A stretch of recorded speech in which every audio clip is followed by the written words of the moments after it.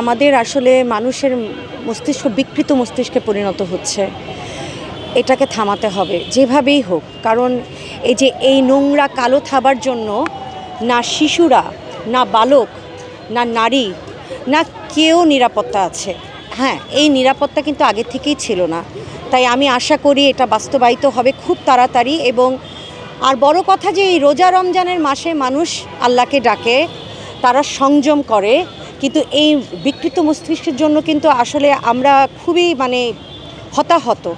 আশা করব দেশ সমাজ আমরা সবাই একটা সুষ্ঠু পরিবেশ, সুষ্ঠু সমাজ গঠন করি। এবং সরকারের প্রতি আমার আবেদন রইল যে আমার অনেক আশা এই সরকারের কাছে যে তারা এরকম সুষ্ঠু একটা সুন্দর একটা সমাজ, একটা বাংলাদেশ আমাদেরকে দিবে। একটা বাচ্চা তার শারীরিক গঠনটা কতটুকু, আপনি যদি পোশাকের মূল্যটা বলেন, সেটার সাথে একটা ছোট বাচ্চার শারীরিক গঠনের আপনি তুলনা করে দেখেন, সে তো পোশাকই পরা।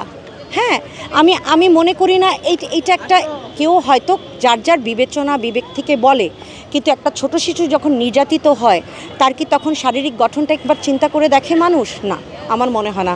এই যে হায়নাগুলো, এই যে কালো থাবাগুলো দিচ্ছে, এগুলোর হাতগুলো কেটে ফেলা উচিত। আর আমার অনেক বিশ্বাস, অনেক ভরসা, সরকার অবশ্যই একটা সুষ্ঠু বিবেচনা করবে, বিচার করবে, যেটার জন্য ভবিষ্যতে আর কেউ এরকম একটা বাজে কাজ না করতে পারে।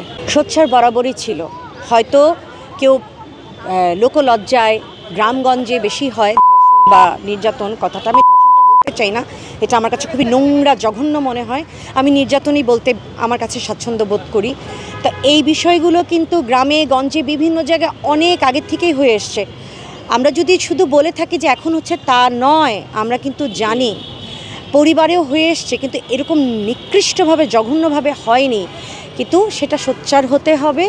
এখন আমরা সবাই যেহেতু ভয়েস রেইজ করতে পারছি, এই সুযোগটা আমরা পাচ্ছি, সেই জায়গায় আমরা অবশ্যই সবার প্রতি সম্মান রেখে, সরকারের প্রতি সম্মান রেখে, জনগণের প্রতি সম্মান রেখে এই বিচারটা চাই। এবং এমন একটা বিধান, একটা বিচার চাই যেটার জন্য ভবিষ্যতে একটা নরপিশাচ যেন জন্ম না নিতে পারে বাংলাদেশের মাটিতে। এবং বাংলাদেশ এমন একটা বিচার করবে যেটা যেন সারা দেশ, বিশ্ববাসী তাকিয়ে থাকে যে না, বাংলাদেশ একটা সুষ্ঠু বিচার করতে পেরেছে।